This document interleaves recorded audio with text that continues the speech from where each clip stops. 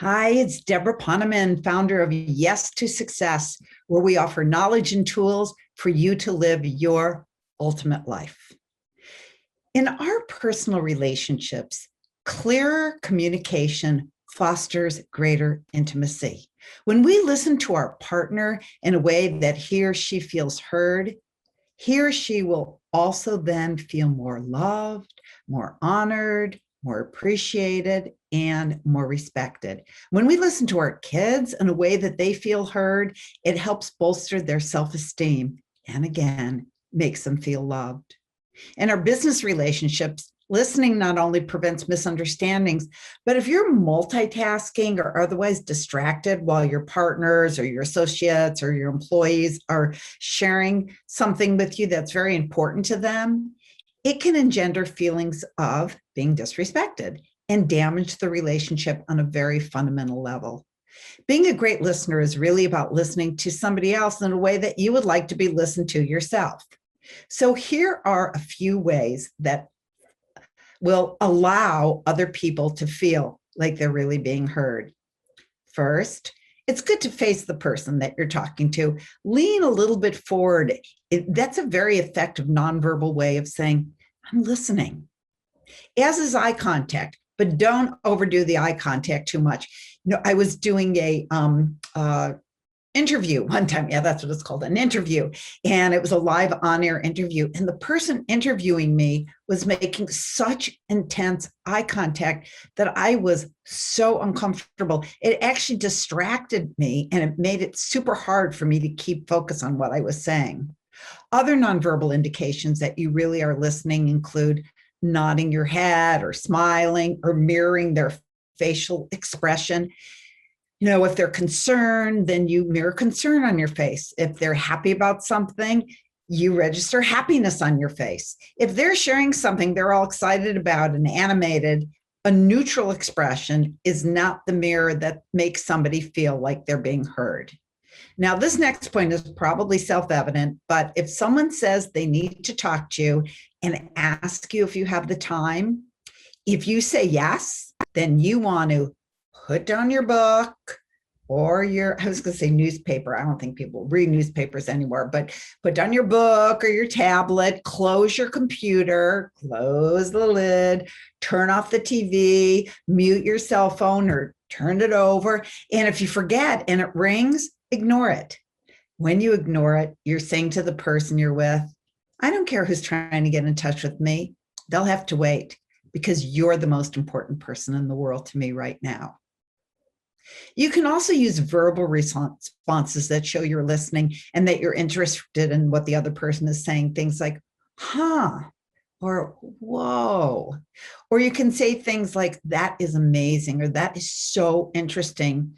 But don't overdo that either, because if you interrupt them after every breath, then it could actually cause the speaker to lose their train of thought.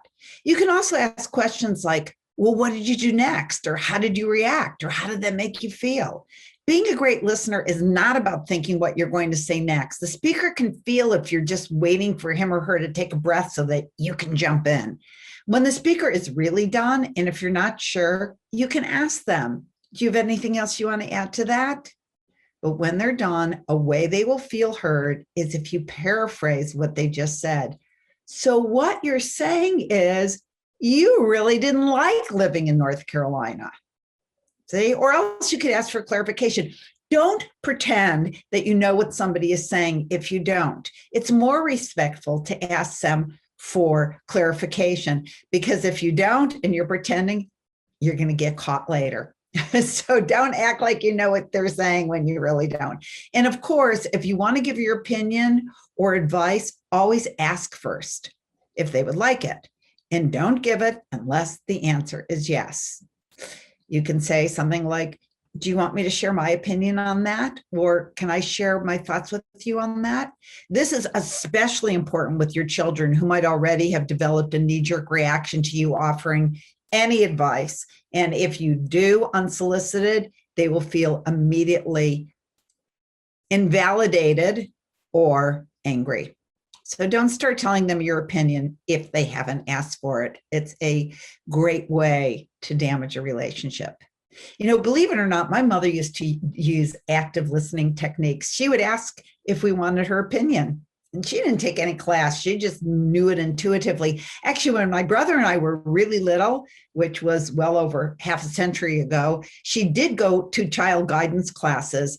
And she used to go with my Aunt Flo and Aunt Lila. And I remember like it was yesterday when I would come downstairs to talk to her while she was watching TV and ironing. Remember, like in the 50s, they were always ironing. Well, if I had something important to tell her, she would say, let me turn off the TV so I can give you my full attention. And that's amazing because this is long before you could record your shows. So she couldn't tape Ed Sullivan or Father Knows Best. She would just turn it off, and she would even turn off the iron. And I remember the little black iron with a little red knob, and she would physically come down to my eye level, or we'd sit down on the couch and she'd listen completely, repeating what I said for verification with an appropriate expression on her face. I grew up feeling heard, validated, important, and very loved.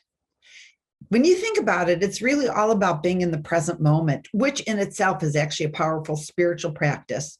So try active listening with the people who you love and with whom you would like to have a closer and more fulfilling relationship, or anyone, because everyone deserves our full attention. So I want to share a powerful quote with you from Leo Buscaglia, one of my favorite gurus in the 80s, who lectured and wrote books about love. And he said, I will read it.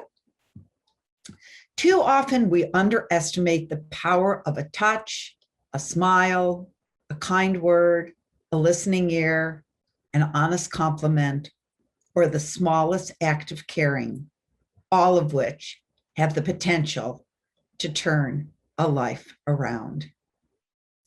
So who knows? You might be the first person to ever deeply listen to someone, like ever. You have the potential to not only change a life, but maybe even save a life. You never know. So I'll see you next week. And until then, I wish you a deeply fulfilling week, made even more fulfilling by listening.